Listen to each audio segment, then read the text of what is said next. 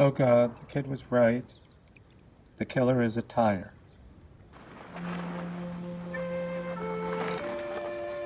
If you thought I started watching bad movies just for this YouTube channel, well, I'm sorry to tell you that you're mistaken. I've been a connoisseur of crap for as long as I can remember. For real.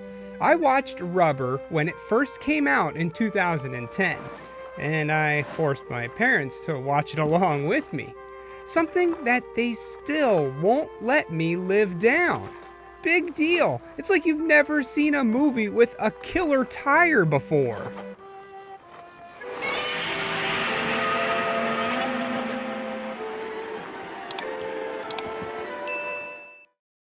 First and foremost, I understand a movie about a sentient killer tire isn't meant to win any awards. What's the point of it? Well, no reason. That's what Lieutenant Chad is trying to tell everyone in the opening. After he ran over about every single chair. Why? No reason. Why was E.T. brown? No reason. Why can't we see air? No reason. The point of this film? Definitely no reason.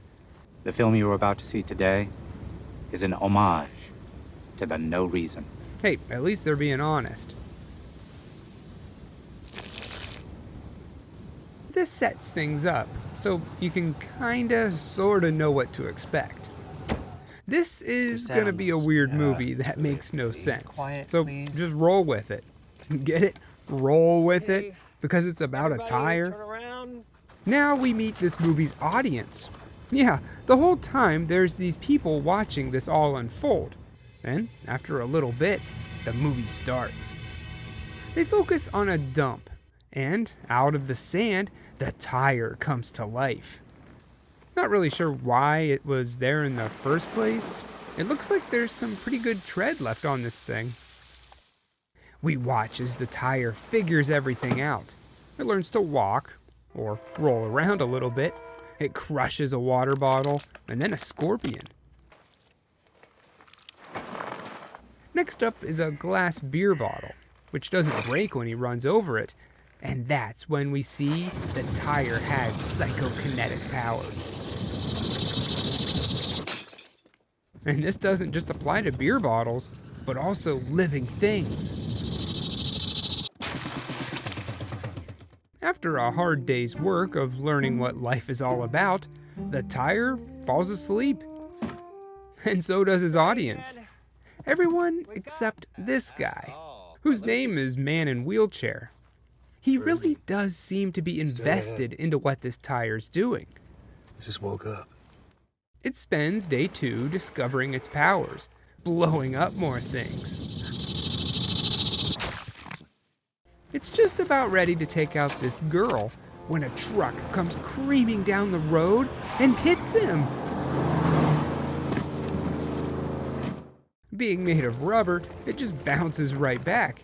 And a little later down the road, it gets its revenge. And this tire's got an attitude problem. The next stop is an old motel, where the tire becomes a peeping Tom. But really, who showers with the door wide open? This is the first time in my life I identify with a tire. Somehow, the tire books a room and settles in for the night. Meanwhile, the audience is starting to complain about the lack of food, which makes sense. They've been out here for a couple of days. I'd be hungry too. Rabbit's okay to eat, right? Luckily, or unluckily, depending on how you look at it, this guy, who goes by the accountant, brings them a freshly cooked turkey. And everyone ravages it. Everyone except for Man in Wheelchair. The maid comes in to clean the room, finding the tire in the shower. Weirdos. Hey, what if it wasn't done yet? The girl, who's the same one that was driving around in the convertible from earlier, goes for a dip. And once she's out, the tire jumps right in. Maybe drowning? I don't know. Do tires breathe? Meanwhile, the audience is starting to have their own problems. First, it's this kid, who has a bellyache. But soon, others crouch in pain. The turkey was poisoned, killing everyone except for man in wheelchair. Well, don't worry, ma'am. They're not gonna get away with it. I'm still here. He's here for the show. And I want my show. The cops are called because the cleaning lady was found, murdered by the tire, and they start an investigation, finding the tire in the pool and fishing him out. Lieutenant Chad is interrogating the motel owner, seeing if he's the one that killed the poor girl, when his alarm goes off. Ah, very good. 6 hours have passed, which means the poison in the turkey would have taken effect. The job's done. They can all go home now. It would seem like they're all actors, just for the audience to watch. Now that they're dead, they're done. Finished. We're packing in. No one understands, myself included, but Chad proves it to them by making one of his deputies shoot him. Oh my God. And nothing. It didn't hurt, so maybe it is all fake after all? Well, Chad gets informed that there's still one person watching them, so the show must go on. Back to the interrogation. I got a little ahead of myself. While they talk, the tire wakes up and kills Mr. Hughes. That's when Chad briefly forgets his lines. Oh God, the kid was right. The killer is a tire. This is what our killer looks like. While the cops scramble to catch the raunchy rolling rubber, the accountant tries for one last desperate attempt to kill the man in the wheelchair by offering him a savory dinner. Any dish you would ever want is here, and it all looks amazing. Chocolate clears. But he holds his ground and refuses even a bite. Defeated, the poor accountant has nothing to do except enjoy his own meal, forgetting that it is indeed poison until it's too late. This stuff was supposed to be for you to eat. It's now 3 days later, and it looks like this little tire's been busy, killing the entire town, then settling in for a little NASCAR. The fact that he enjoys watching a sport that features tires does not go unnoticed. The police now have him right where they want him and have a plan for the perfect way to take him out. They rig a mannequin to blow, ring the doorbell, and run. They have the girl from the convertible over a loudspeaker to try to trick the tire, who I guess has a crush on her. Come on, closer. I was expecting you. They try for several minutes to get it to blow up the mannequin. You see, they want the tire to blow itself up for the theater of it, hoping that if you pop the mannequin, the bomb will blow up too. But the man in wheelchair is growing impatient. He knocks on the door, wondering what they're all waiting for.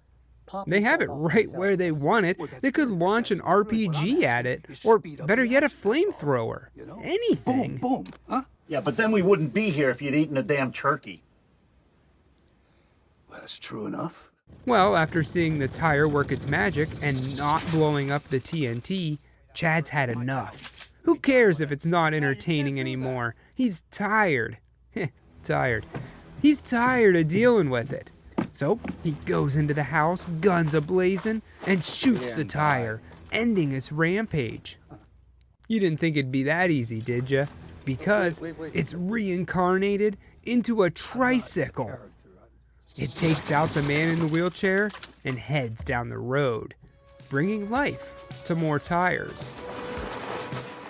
Rolling into a new town, a larger town, a familiar town. And that was Rubber. What can I say? At least it's original. This had to be a drunken dare. Like someone said, hey, I bet you can't make a movie about a killer tire. And the director was like, here, hold my beer. I think everyone should watch Rubber at least once in their lifetime. It's the perfect modern-day, self-aware B-movie to watch with a group of friends that are into this kind of stuff. It's not too bad in the special effects department either. I mean, sure, most of the time there's just a person off camera rolling the tire around, but the gore and the little shake that the tire does just before it kills someone was pretty cool. I really liked the sound it made too when it was using its powers. It sounded a bit like a cicada. We all know how I feel about those. The audience was pretty funny too, and I actually kind of felt bad for the kid when he started to get sick. The whole movie's full of dumb moments. Why was the accountant eating the food that he knew was poisoned? What brought the tire to life? And why were they out there to watch it in the first place? Well, it's best to just ask no questions and turn your brain off. This kind of movie is hard to give a score to because I think everyone can agree, no, it's not a good movie. But gather some friends and some brews and have a laugh.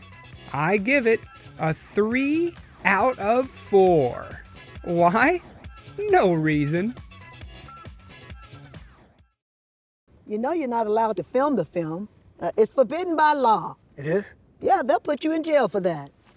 Are you kidding me? Yeah, she's right. It's piracy. I'd be careful if I were you.